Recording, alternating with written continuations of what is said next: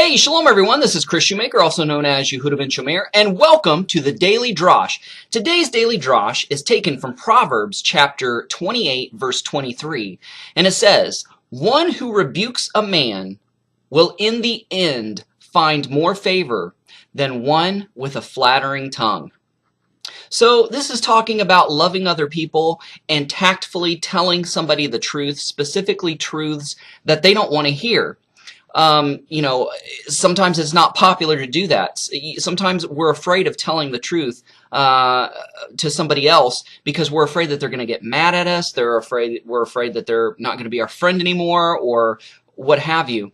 But if you truly love someone, you will sacrifice and put your friendship on the line in order to tell that person the truth because you love them and care about them enough to tell them the truth. Here's kind of a lame example, but like a guy's got his zipper down, and his fly's open, or somebody's got a booger hanging from their nose. Yeah, it's quite embarrassing to tell somebody, "Hey man, your fly's down," or "Hey, you got a boogie hanging from your nose," but it's one of the most loving things you can do. Sure, you might hurt their feelings or embarrass them or whatever, but there's tactful ways to go about it. Pull them to the side and say, "Hey dude, zip up your zipper," or "Hey man, you might want to check your nose, you got a boogie hanging out."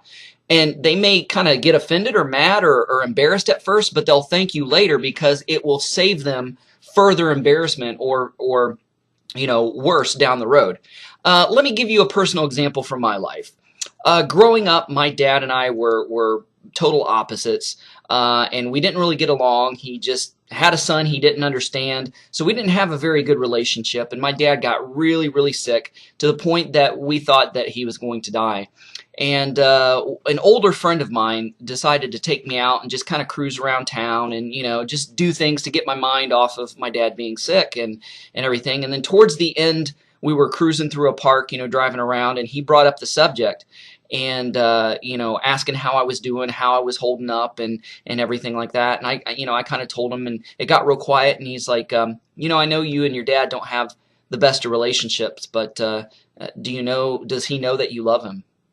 And I kind of got offended thinking, what do you do getting in my grill and getting my business about this? This is none of your business. And I'm like, well, yeah, of course, sure he does. Have you told him? Have you shown affection towards him? Have you indicated and shown him some way that you love him? And boy, I was angry and I was mad at the guy. I'm thinking, dude, just shut your mouth and take me home. But it was the best thing he could have ever done. I was offended at first and I was angry at him at first.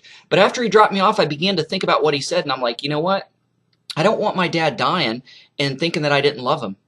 And I don't want there to be left any unsaid words. I want to make sure that me and my dad have a right relationship if this is his time to go. So I took his advice to heart, and I went and told my dad. I gave him a hug and even a kiss on the cheek, told him that I loved him, and just made sure that he knew that we were good and that we were okay and that I wanted to have a better relationship with him. And thank God he still had a few more years left, and so we got to enjoy one another's company and actually drew closer together after that moment. And I'm so grateful and thankful, I went back to my friend and I thanked him for being brutally honest and confronting me with the truth, even though I didn't want to hear it, even though I got mad at him at first. I needed that rebuke.